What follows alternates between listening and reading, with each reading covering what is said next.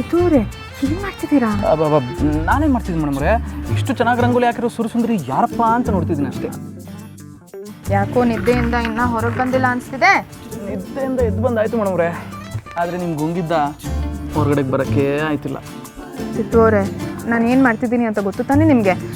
ನೀವು ಇಲ್ಲಿಂದ ಸುಮ್ಮನೆ ಹೋಗಿ, ಯಾರಾದರೂ ನೋಡಿದ್ರೆ ತಪ್ಪು ತಿಳ್ಕೊಳ್ಳೋದಾ? ಮೇಡಮ್ ಅವರೇ, ನಾವಿಬ್ಬರು ಗಂಡ ಅಂತ ಅನ್ನೋದನ್ನು ನೀವು ಮರ್ತಿರೋ ಆಗಿದೆ. ನಾನೇನು ಮರ್ತಿಲ್ಲ, ನನಗೆಲ್ಲ ನೆನಪಿದೆ. ಆದರೆ ನೀವು ಇವಾಗ ಸುಮ್ಮನೆ ಹೋಗಲಿಲ್ಲ ಅಂದರೆ ಈ ರಂಗೋಲಿನ ನಿಮ್ಮ ಮೇಲೆ ಹಾಕ್ಬಿಡ್ತೀನಿ ಅಷ್ಟೇ. ಮೇಡಮ್ ಅವರೇ, ಈಗಾಗಲೇ ನೀವು ನನ್ನ ಎದೆಗೆ ಹಾಕಿರೋ ರಂಗೋಲಿನ ಸಾಕಲ್ವ ಮೇಡಮ್ ಅವರೇ? ಸಿದ್ದು ಅವರೇ, ಆಯ್ತಾಯ್ತು, ಓಕೆ, ಹೋಯ್ತೀನಿ.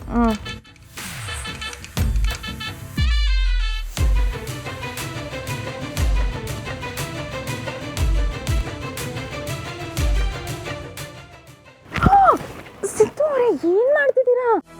ಇವತ್ತು ಮನೇಲಿ ಪೂಜೆ ಇದೆ, ನಾನು ಸ್ನಾನ ಮಾಡ್ಕೊಂಡು ಮಡಿಲಿದ್ದೀನಿ. ನೀವು ಹೀಗೆಲ್ಲ ಮಾಡಿದ್ರೆ ಮಡಿ ಹಾಳಾಗಲ್ವಾ?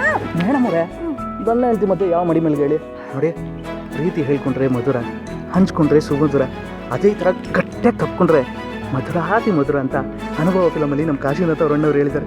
ಅವ್ರು ಹೇಳಿರ್ಬೋದು, ಆದರೆ ನಿಮಗೇನಾಗಿದೆ? ನೀವು ಯಾಕೆ ಹಿಂಗೆಲ್ಲ ಮಾಡ್ತಿದ್ದೀರಾ? ಮೇಡಮ್ ಅವರೇ, ಏನಾಗಿದೆ ಅಂತ ನಮಗೆ ಗೊತ್ತಿಲ್ವಾ?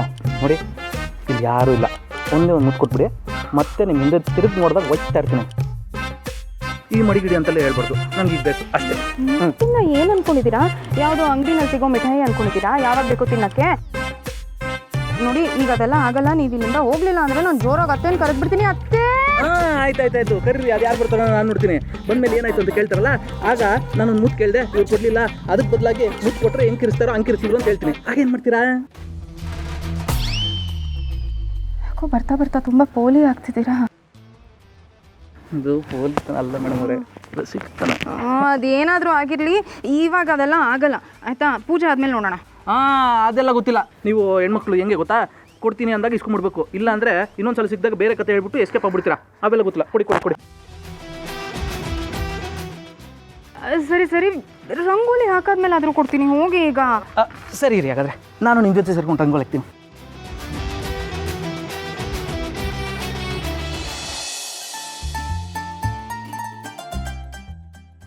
ಅಲ್ಲಿ ಹೂವು ಕೊಡೋಕೆ ಬಂದಿದ್ದಾರೆ, ನೀವು ಹೋಗಿ ಅದನ್ನು ಮಾಡಿ. ಬನ್ನಿ, ಇಬ್ರು ಹೋಗಿ ತಗೋಣ.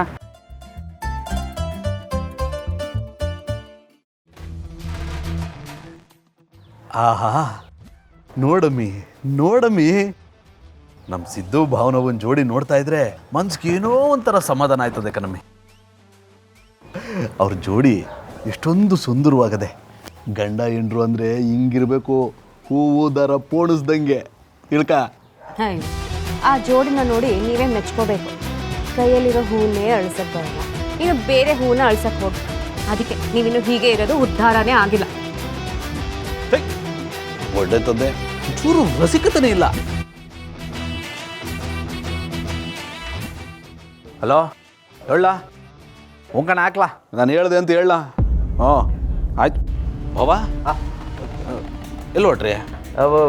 ಒಂಚೂರು ಕೆಲಸ ಇದೆ, ಹೋಗಿ ಬಂದ್ಬಿಡ್ತೀನಿ. ತಡ ಮಾಡಬೇಡಿ ಬಾವಾ, ನೀವಿಬ್ಬರ ಪೂಜೆ ಕೂತ್ಕೋಬೇಕು ಅಂತ ಸಿಂಚು ಹೇಳೋಳ್ತಾನೆ. ಹೇಳಿದ್ದಾರೆ, ಹೋಗಿ ಬಂದ್ಬಿಡ್ತೀನಿ ಅಷ್ಟೇ. 10 ನಿಮಿಷ, ಇಂಪಾರ್ಟೆಂಟ್ ಕೆಲಸ ಇದೆ. ಆಯಿತು, ಬಿರುಂ ಬನ್ನಿ. ಬಂದೆ. ಹಾಂ,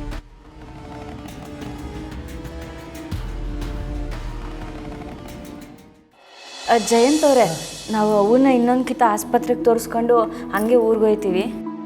ಯಾಕೆ ಹೀಗೆ ಮಾತಾಡ್ತಾ ಇದ್ದೀರಿ? ನಮ್ಮ ಮನೆ ಇಷ್ಟು ಬೇಗ ಬೇಜಾರಾಗೋಯ್ತಾ ನಿಮಗೆ?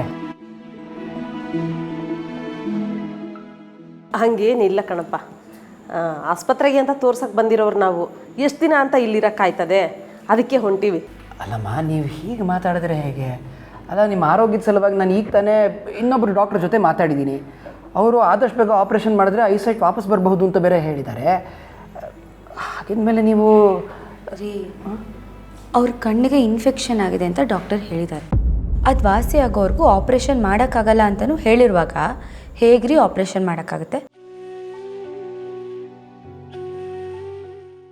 ಜಾನ್ವಿ ಅವರೇ, ಡಾಕ್ಟ್ರ್ ಜೊತೆ ಮಾತಾಡಿದ್ದು ನಾನಲ್ವಾ? I know the details.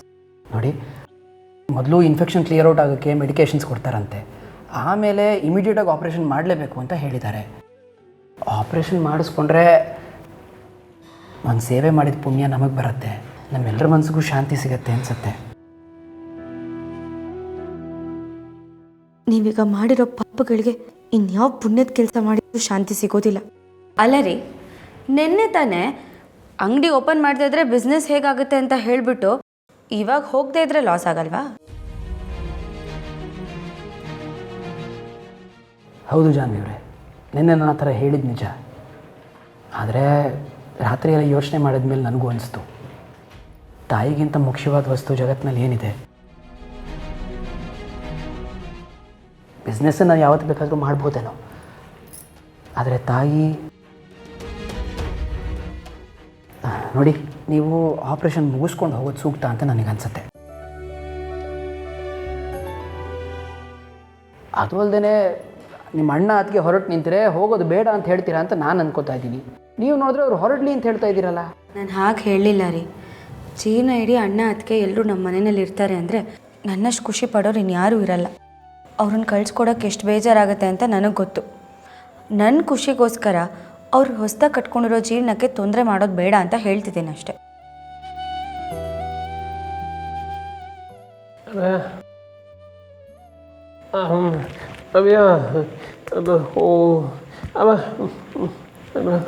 ನೋಡಿ, ನಾನು ಒಂದ್ಸಲಿ ಡಾಕ್ಟರ್ ಹತ್ರ ಮಾತಾಡ್ಬಿಡ್ತೀನಿ. ಆಮೇಲೆ ಅವರು ಏನು ಹೇಳ್ತಾರೆ ಅನ್ನೋದ್ರ ಮೇಲೆ ಆಪ್ರೇಷನ್ ಮಾಡಿಸ್ಕೋಬೇಕಾ ಬೇಡವಾ ಅಂತ ನೋಡಿಕೊಂಡು ನೀವು ಹೋಗೋದ್ರ ಬಗ್ಗೆ ಯೋಚನೆ ಮಾಡಿ. ಜಯಂತ್ ಅವರೇ, ನೀವು ಮಾಡ್ತಿರೋ ಈ ಉಪಕಾರಕ್ಕೆ ಹೆಂಗೆ ಕೃತಜ್ಞತೆ ಹೇಳಬೇಕು ಅಂತಲೇ ನಂಗೆ ಗೊತ್ತಾಯ್ತಾ ಇಲ್ಲ.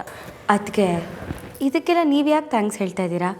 ಅವರು ನಿಮ್ಮ ತಾಯಿಗೆ ಮಾತ್ರ ಅಲ್ಲ, ಎಷ್ಟೋ ಜನರಿಗೆ ಕಣ್ಣಿಲ್ದಿರೋರಿಗೆ ಕಣ್ಣು ಬರೋ ಹಾಗೆ ಮಾಡಿದ್ದಾರೆ ಅಲ್ವಾ ರೀ? ನಾವು ಮಾಡಿರೋ ಕೆಲಸನ ನಾವೇ ಹೇಳ್ಕೊಬಾರ್ದು ಜಾನ್ವಿ ಅವರೇ. ಪರವಾಗಿಲ್ಲ ರೀ, ಇಷ್ಟೆಲ್ಲ ಉಪಕಾರಗಳನ್ನ ಮಾಡಿರುವಾಗ ಒಂದು 4 ನಿಮ್ಮ ಬಗ್ಗೆ ಮಾತಾಡ್ತಿದ್ರೆ ತಪ್ಪಾಗಲ್ವಾ?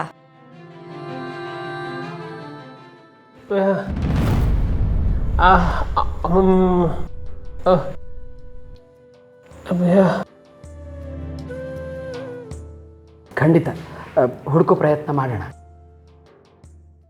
ನಾನು ಬರ್ತೀನಿ.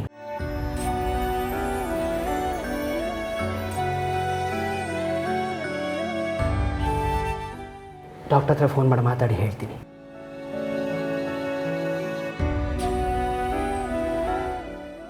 ಅವ ಜಾನು, ನಿನ್ನ ಗಂಡ ನಿಜವಾಗ್ಲೂ ಬಂಗಾರದಂಥ ಮನಸ್ಸ ಕಣವ. ಅವರು ಬಂಗಾರದ ಮನುಷ್ಯ ಅಲ್ಲ ಅಮ್ಮ. ಅವರನ್ನು ಹೊರಗಿನಿಂದ ನೋಡಿ ನೀವು ಹೀಗೆ ಹೇಳ್ತಿದ್ದೀರ, ಆದರೆ ಒಳಗೆ ಗೋಮುಖ ವ್ಯಾಘ್ರ.